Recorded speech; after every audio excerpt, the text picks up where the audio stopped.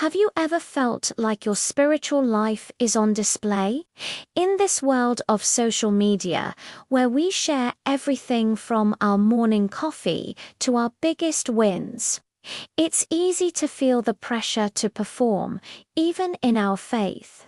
We post about our quiet time, share prayer requests in big groups, and maybe even feel a little bit of pride when someone calls us a prayer warrior.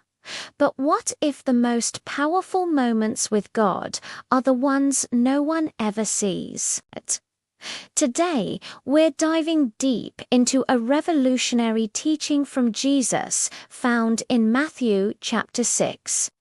Verse 6. It's a verse you've probably heard before, but we're going to unpack it in a way that might just change how you approach your relationship with God forever. Jesus says, "But when you pray, go into your room, close the door, and pray to your Father who is unseen. Then your Father, who sees what is done in secret, will reward you." Let's break that down. The first command is to go into your room. The original Greek word here is tamion, which means an inner chamber, a storeroom, or a private room. In a first-century home, this was a secure, hidden space, often without windows, used for storing valuables. It was the most private, most secure place in the entire house. So, when Jesus tells us to go into our inner chamber, he's using a powerful metaphor. He's not just talking about a physical location, although a quiet spot can be incredibly helpful. He's talking about a state of heart and mind. He's inviting us to find that secret, locked-away place within ourselves, away from all the noise, the distractions, and the watching eyes of the world.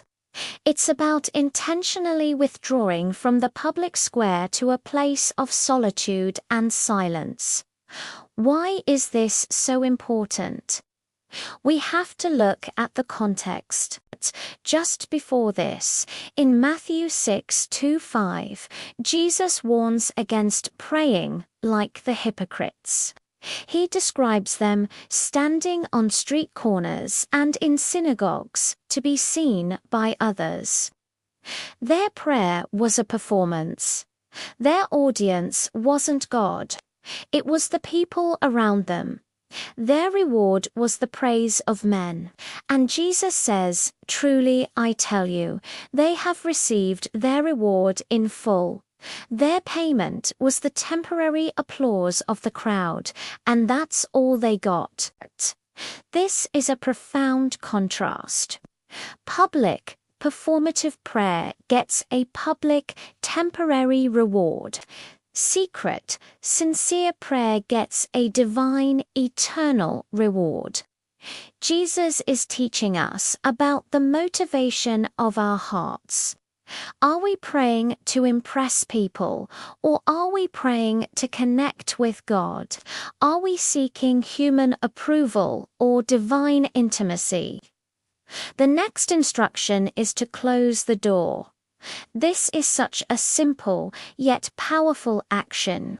Closing the door is a deliberate act of shutting out the world. It's shutting out the distractions, the to-do lists, the family chaos, but it's also about shutting out the desire for an audience. When you close the door, you are making a statement. This moment is not for anyone else. This is just for me and my Father. It's an act of vulnerability and trust, signaling that God's presence is all we need. Think about it. In that secret place, with the door closed, you can be completely yourself. You don't have to use fancy words or structured prayers, unless you want to. You can be messy. You can cry. You can shout, you can be silent, you can bring your raw, unfiltered heart to God, your doubts, your fears, your joys, your anger. There's no pretense, no mask, no performance. It's just you and Him. This is where true intimacy is built. It's in these unseen moments that our relationship with God deepens, moving from a formal acquaintance to a profound, personal friendship. And who are we praying to in this secret place? Jesus says, "Pray to your Father who is unseen." This is beautiful. We are retreating from the seen world to connect with the unseen God. He is a personal Father who is present in that secret place, waiting for us. He isn't a distant, uninterested deity. He is a loving Father who delights in His children, seeking Him out.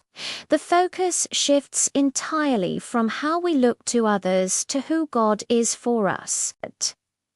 Now, for the incredible promise attached to this practice, Jesus concludes, "Then your Father, who sees what is done in secret, will reward you." Some translations add the word openly.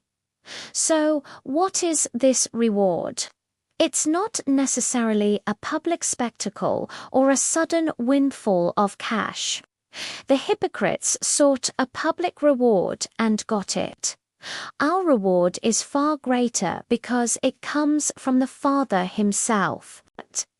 First, the reward is the relationship itself.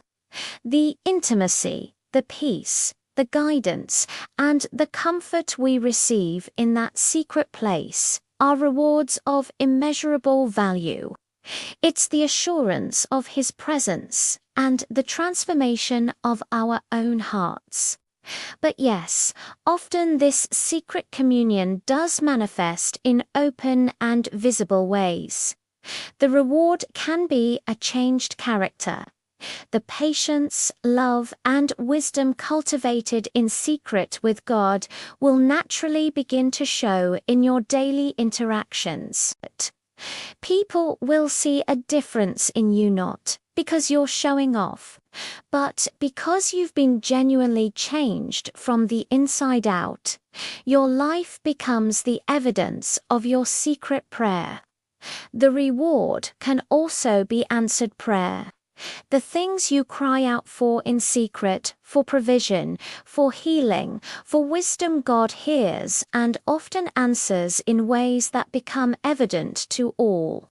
A breakthrough in your career, a restored relationship, a peace that surpasses understanding in the middle of a storm.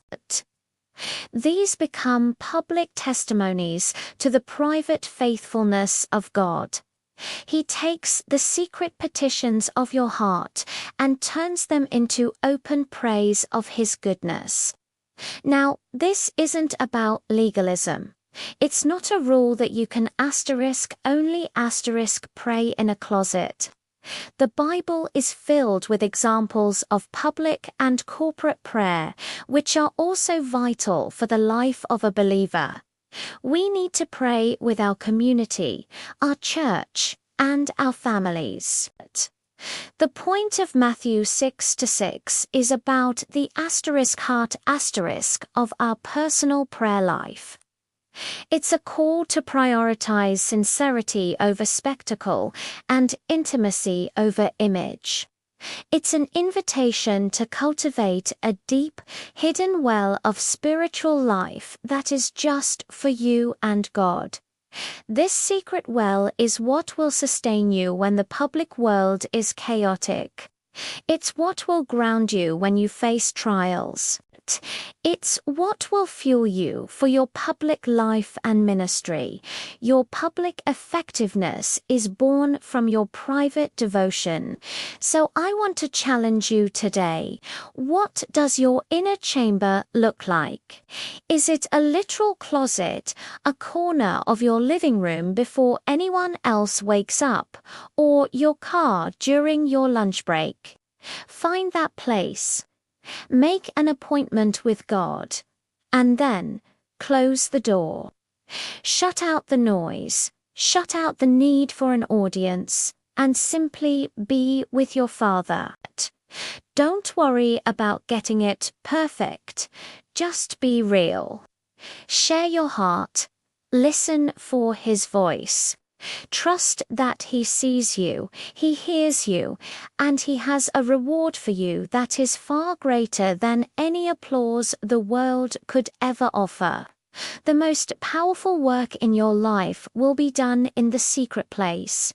Thanks so much for watching. If this message resonated with you, hit that like button and subscribe for more content that helps us dive deeper into faith. Let me know in the comments what your biggest takeaway was. See you in the next video.